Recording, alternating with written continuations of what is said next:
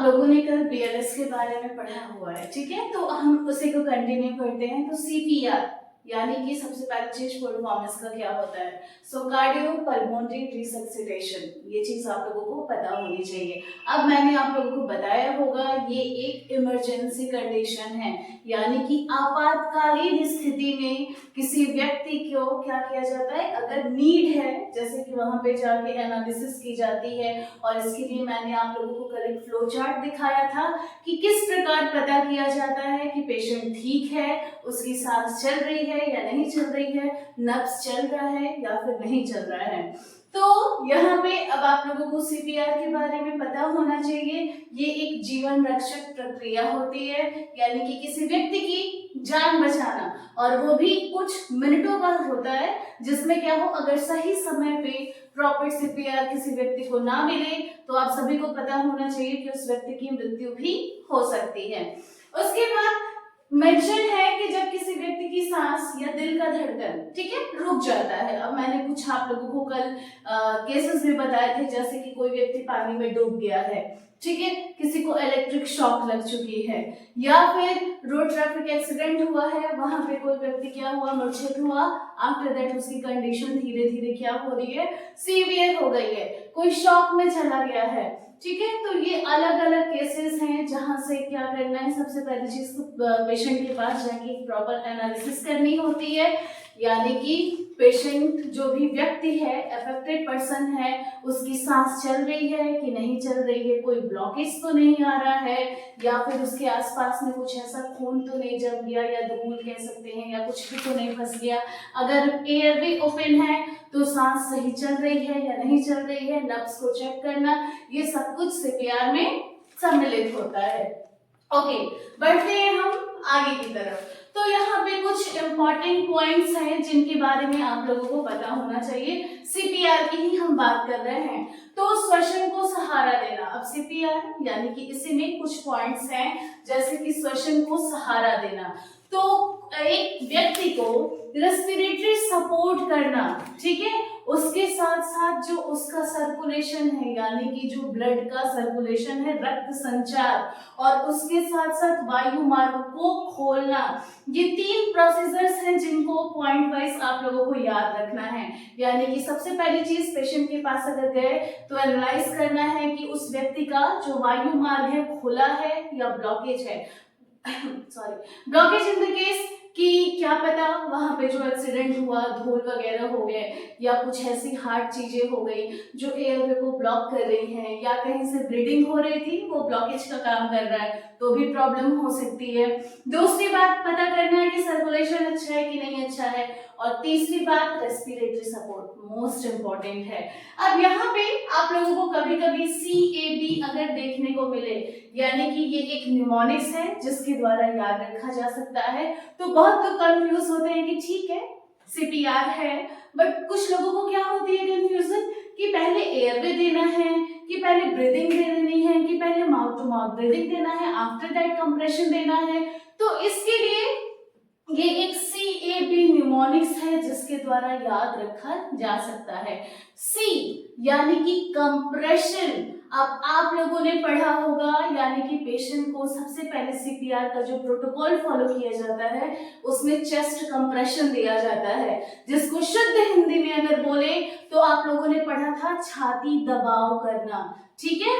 तो यानी कि सबसे पहला प्रोटोकॉल क्या है, C यानी कि कंप्रेशन करना। क्या कंप्रेशन करना, तो चेस्ट कंप्रेशन करना।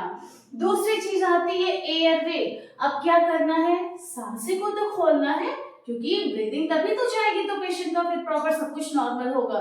सो सेकंड पॉइंट है ब्रीदिंग, यानी कि उस व्यक्ति का अगर सांस का मार्ग चेक करना है, अगर कोई ब्लॉकेज है तुरंत उसे क्लीन करना है, अगर नहीं है तो आगे की तरफ बढ़ना है, यानी कि B से ब्रीदिंग।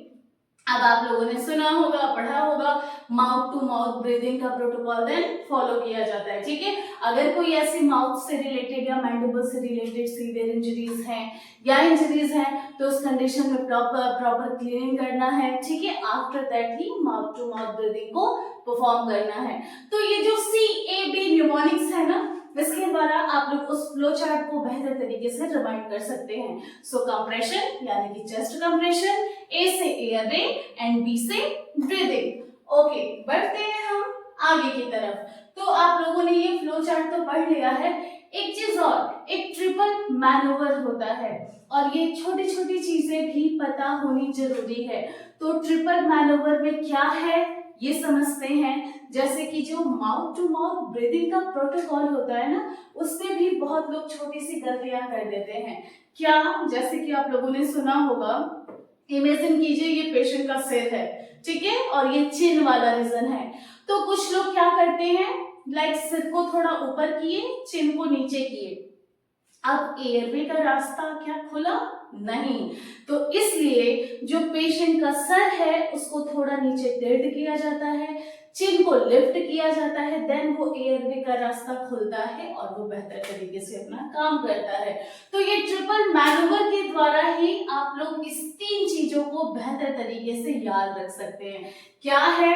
तो सबसे पहला है हेड टिल्ट करना, यानी कि सिर पीछे की तरफ दबाना या झुकाना। तो ये अगर एक पेशेंट है, ये चिन है, ये सिर है, तो सर को क्या बता रहा है?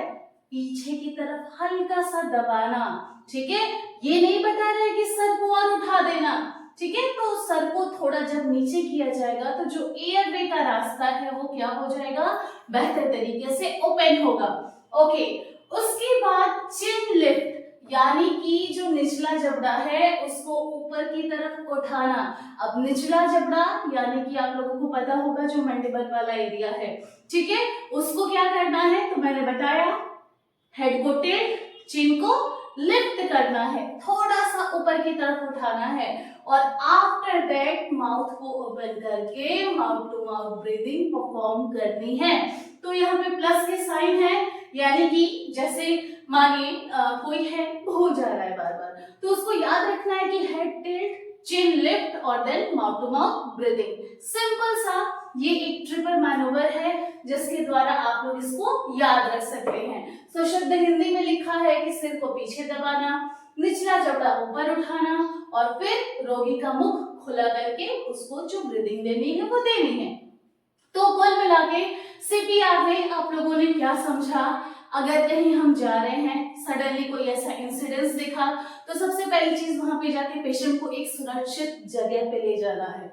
देन उसके बाद उससे पूछना है कि क्या आप ठीक हैं, क्या आप होश में हैं। अगर वो होश में होगा तो थोड़ा बहुत तो आंसर करेगा, या फिर नहीं बोल पा रहा है तो लिपसिंग लाइक ओठ हिलाएगा या फिर उंगलियों को हिलाएगा। बट अगर ऐसी कोई चीजें देखने को नहीं मिल रही है तो उस कंडीशन में क्या करना है? पेशेंट की ब्रीदिंग पता करनी है। अगर ब्रीदिंग नॉर्मल है तो पेशेंट को एक प्रॉपर रिकवरी पोजीशन पे बैठाना है, एम्बुलेंस कॉल करना है, हॉस्पिटल भेज देना है, ठीक है।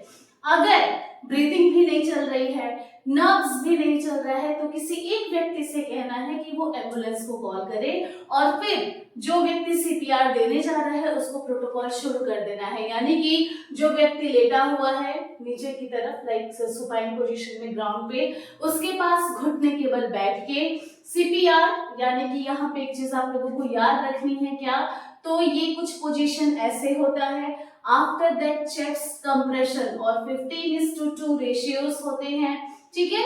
उसके बाद क्या होता है? माउथ टू माउथ ब्रीदिंग का टाइम आता है, यानी कि head tilt, chin lift and then mouth to mouth breathing, और फिर पता करना है कि क्या ब्रीदिंग स्टार्ट हुई कि नहीं हुई। अगर नहीं हुई तो दोबारा से प्रोटोकॉल फॉलो करना है, अगर हो गई तो अच्छी बात है और फिर एम्बुलेंस आए, पेशेंट को लेके हॉस्पिटल पहुंच जाए। सो फाइनली सीपीआर में आप लोगों ने समझ लिया कि हमारा एक छोटा सा योगदान किसी व्यक्ति के लिए कितना इंपॉर्टेंट रोल प्ले कर सकता है। तो आज के लिए इतना ही। Thank you everyone.